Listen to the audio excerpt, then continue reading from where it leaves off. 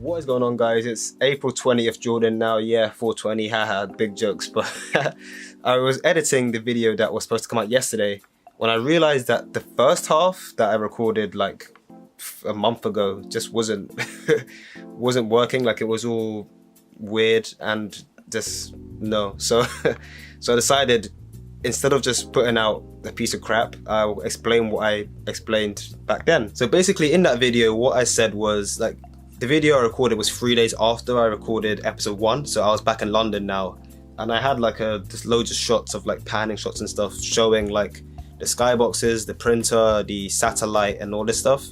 But I figured, like, I mean, I could record it. I still have some of it now. Most of it's been sold, which I'll go through in a sec anyway. But it just wasn't very good.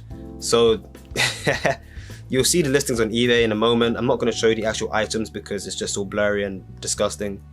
And yeah, because it's April now instead of, obviously January, I'm just going to put together like 5 days of 5. That way I can get things uploaded and listed, and like, yeah, you get the idea.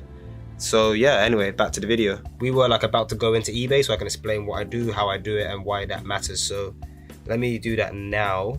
I found out actually over this long wait of me doing basically nothing that Windows 10 has a built-in screen recorder. So I was going to download one, but Windows 10 has it already.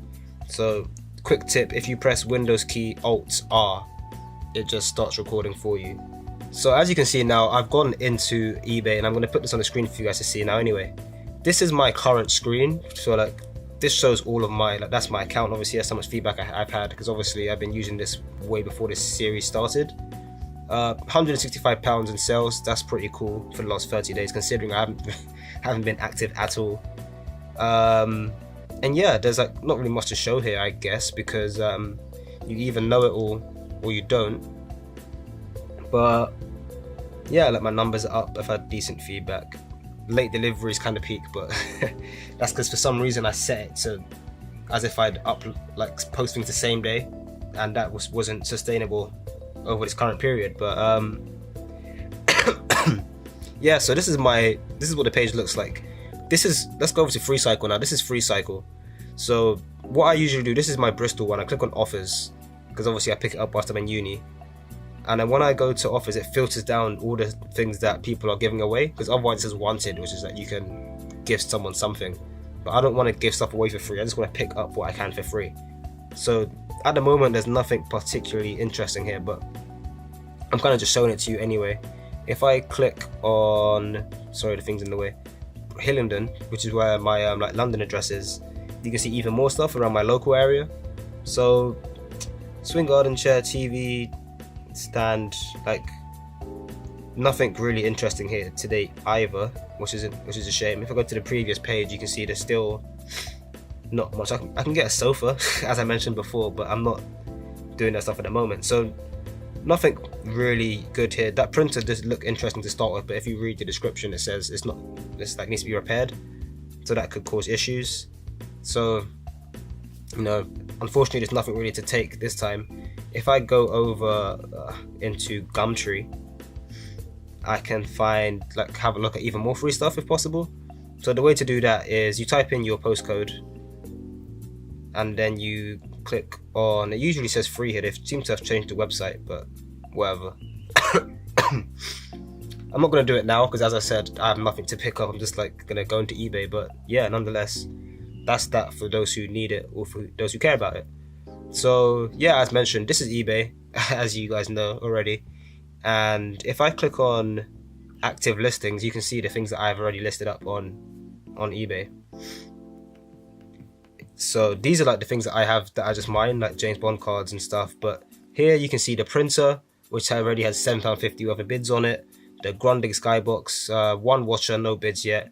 And the other 2 Skyboxes, $8.99 start price, which I think is pretty cool. 14 views, but no watchers, no bids, nothing else. These are some other things I have for sale, which feel free to buy if you want, like a Winnie the Pooh or something. But yeah, these are the last few things. There's obviously the satellite there, £20 I've got it up for. The Virgin Media box, 99p, and the 2 other Skyboxes, 99p and 199. So for those who don't know how to go about like all of this stuff. As mentioned before, you type in what it is you want to sell. Oops, missed an L there. And then you scroll down here to where it says sold items, completed listings. Once you do that, it will filter down to all the ones that are green. As you can see, all the ones that are green, these are the ones that have sold and that are completed. And you can see someone sold a satellite here for £10, a part of it there for £120, £24.99, £36.99, £38.95. So this is the way I do it basically. Because this way, like, people can list it for whatever they want. Someone can list like a skybox for £400, but if it doesn't sell, it doesn't mean anything to you. It's kind of just like someone, that doesn't know how to price their items properly. So you always go into sold and then you see how much things go for. So yeah, if I go back into selling, you can see, as I said, what I've listed everything for. What is going on, guys? It's Jordan here in the notorious Bristol setting, and it's been a whole week since the first act, I guess, of this video.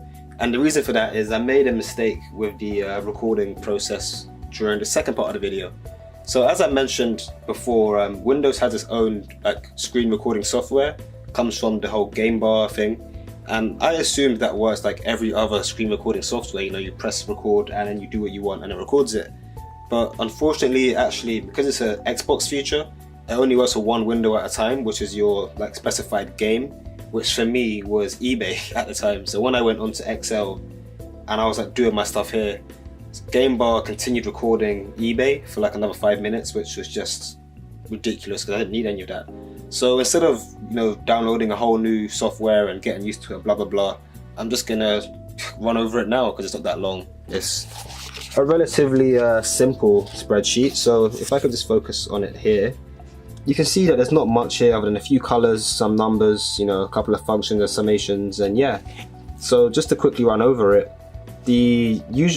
sometimes I have just the first three in green up to list price. That will be if it's got a bid on it, but none of these things have bids on it. So the first four and the Sky Satellite, these have sold, which is why the whole thing is green. The yellow skybox and stuff here has been listed, where the red monitor hasn't been listed, but obviously it's in my possession.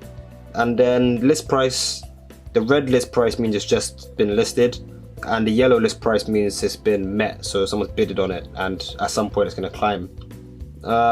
That's basically, the most of it.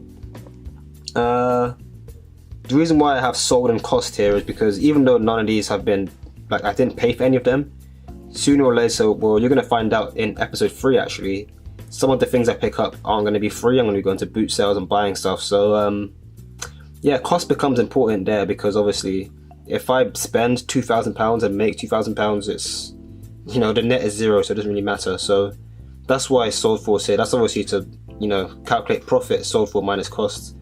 The total here is just the sum of the profits, and this number 40 is just the sum of the list prices. So that's why there's a bit of disparity here.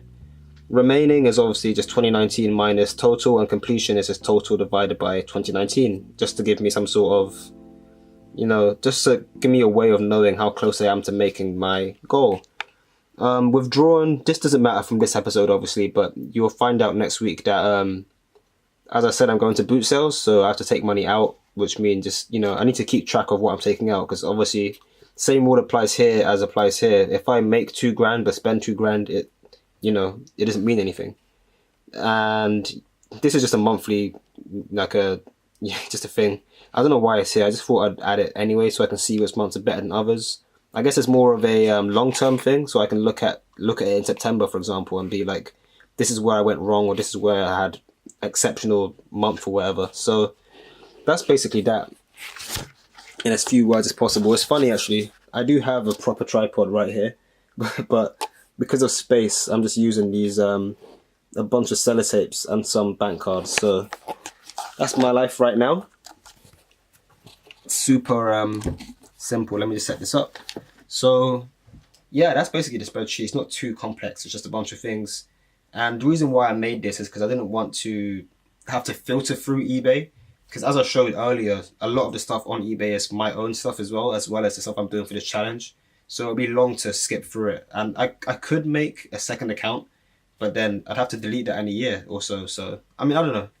I just figured it was easier to just make a spreadsheet, especially because I can add more things here, like total and monthly breakdowns and stuff, as a more complete way of showing my progress. I know people are going to ask about fees and stuff, like obviously eBay fees, postage, tax, and so on. Tax is irrelevant. I don't make enough money to be taxed. Plus, I'm a student, so that's one thing. Postage also irrelevant because I charge people for postage. So if something's going to cost 80p to post, for example, I list it for £1 postage and packaging, obviously to account for the envelope, sellotape, petrol, and stuff. Obviously, I'm just like rounding up, but also because eBay take 10%, not just from the listing price, but also from the postage. So that way I can like cut my losses and in most cases make a small profit from postage. And then yeah, 10% fees on the actual item itself. That can be substantial sometimes, but because eBay often do like £1 listings or free to list what you want kind of thing, I don't take that into account. I'm going to assume it to be negligible for now because it's easier for me to like go through it that way. If I make 2019 pounds early, like in October, for example, then I'll like take into consideration that and work to make more because 10% of 2 grand is like what, 200. So that way I need to make 2,240 ish to make 2019 after fees. So I'm not going to focus on it now, but I will later if necessary. Otherwise, 2019 is enough realistically. I mean, that's still £1,800 of free money effectively that I've made just by that picking up free stuff or hustling or doing other things you're going to see later on in the series. So that's basically it. I've also got a savings account now which pays out 1.5%, which I'm going to include in my in the monthly breakdowns. I'm going to be like plus £1 or plus £2 or whatever, depending on what I make that month from interest. Because there's a reason why I didn't call it the boot sale challenge. It's just a 2019 challenge. So I've got a bunch of ideas of making more and more money as the year goes on. You're going to see that in future episodes.